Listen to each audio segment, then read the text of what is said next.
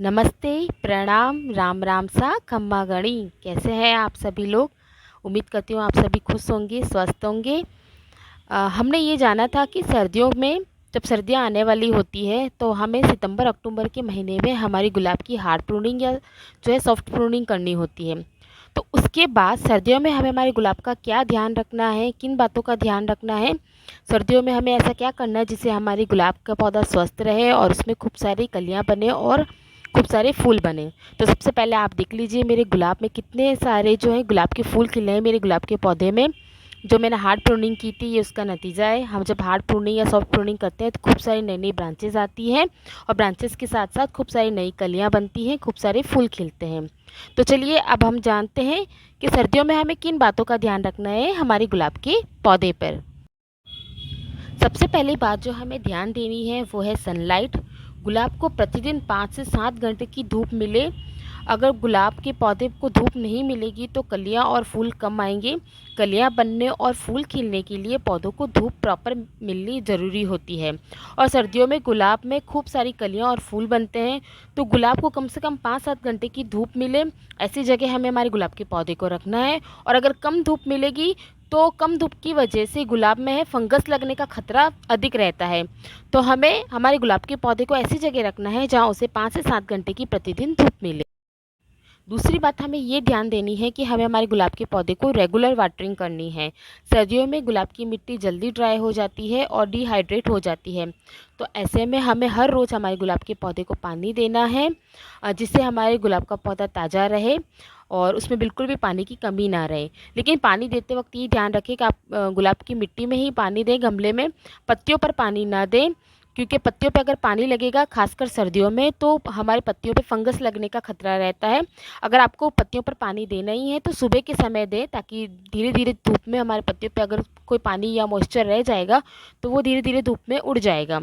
तो ये बात हमें ध्यान रखनी है। तीसरी हमें इस बात का ध्यान देना है कि हमें हमारे गुलाब के पौधे को प्रून करते रहना है। सर्दियों में आप अपने गुलाब के पौधे को रेगुलर प्रून कर सकते हैं।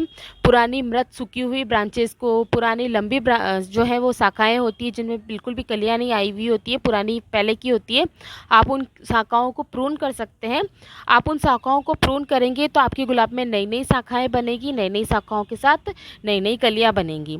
तो हमें हमारे गुलाब के पौधों को प्रून करते रहना है और साथ साथ में हमें हमारे गुलाब के फूलों की डेड हेडिंग करते रहना है। गुलाब के फूल जो सूख के मुरझा जाते हैं उनको आप कट कर दीजिए, और जब भी कट करें तो सिर्फ फूल फूल को कट ना करें, नीचे स्टेम्स को साथ में लेके कट करें, क्योंकि अगर स्टेम कट होगी तो उस स्टेम्स के आसपास में नई ब्रांचेस बनेगी और नई ब्रांचेस बनेगी तो नई कलियाँ बनेंगी, खूब सारी कलियाँ बनेंगी।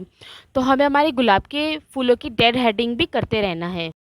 एक बात का और हमें ये ध्यान देना है कि हमारे गुलाब की जो मिट्टी हो वो वेल ड्रेन तो हो, लेकिन उसमें थोड़ी नमी बनी रहे, क्योंकि सर्दियों में गुलाब की जो मिट्टी है वो बहुत जल्दी ड्राई हो जाती है और हमारे गुलाब का पौधा भी 5-7 घंटे तक धूप में रहता है, जिसकी वजह से उसकी मिट्टी जल्दी सूखती है।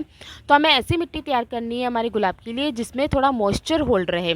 तो उसके लिए आप अपनी गुलाब की मिट्टी में, जब आप उस गुलाब की मिट्टी का जो सॉइल मिक्सचर तैयार करें तो उसमें कोकोपीट ज़रूर मिलाएं। कोकोपीट जो है वो पानी को होल्ड करके रखता है, तो इससे हमारे गुलाब के पौधे की मिट्टी में नमी बनी रहेगी। तो गुलाब के पौधे की मिट्टी नम रहे ऐसी मिट्टी हमें बनानी है। फिर बात करते हैं हम खाद की। तो गुलाब को सर्दियों में ज़्यादा खाद की ज़रूरत होती है, क्योंकि सर्दियों जो है वो गुलाब की फुल ब्लूमिंग का टाइम होता है। इस सर्दियों में खूब सारी कलियाँ बनती है हमारे गुलाब में, खूब सारे फूल खिलते हैं, गुलाब खिलते हैं, तो उसे ज़्यादा खाद की ज़रूरत होती है। तो आप खाद के लिए जो है गाय की गोबर की खाद ले सकते हैं। गाय की गोबर की खाद गुलाब के लिए बहुत अच्छी खाद होती है। आप 15-20 दिन में गाय की गोबर की खाद अपने गुलाब के पौधे में दीजिए। हड्डी की चूरे वाली खाद भी आप अपने गुलाब के पौधे को दे सकते हैं, उसमें भरपूर मात्रा में कैल्शियम और फास्फोरस होता है। आप बोन मिल खाद भी अपने गुलाब के पौधे को दे सकते हैं, वर्मी कंपोस्ट दे सकते हैं, चाय की पत्ती की खाद दे सकते हैं, जैसा कि मैंने एक बार पहले भी आप सबको बताया है। जब भी आप कोई खाद अपने अपने पौधे को दें, किसी भी पौधे को दें, तो उसकी मेन स्टेम से थोड़ा दूर मिट्टी की गुड़ाई करके खाद को जो है उस मिट्टी में आप चारों तरफ मिक्स कर दीजिए। धीरे धीरे वो खाद आपके पौधे में मिलती जाएगी।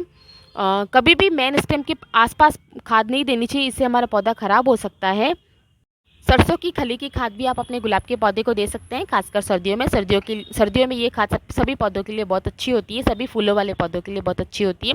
तो आप ये खाद भी अपने गुलाब के पौधे को दे सकते हैं हर 15-20 दिन के गैप में। आप उसे लिक्विड फॉर्म में भी दे सकते हैं और उसका पाउडर भी आप मिट्टी में मिक्स कर सकते हैं। तो इस तरह हमें हमारे गुलाब के पौधे का सर्दियों में ध्यान रखना है।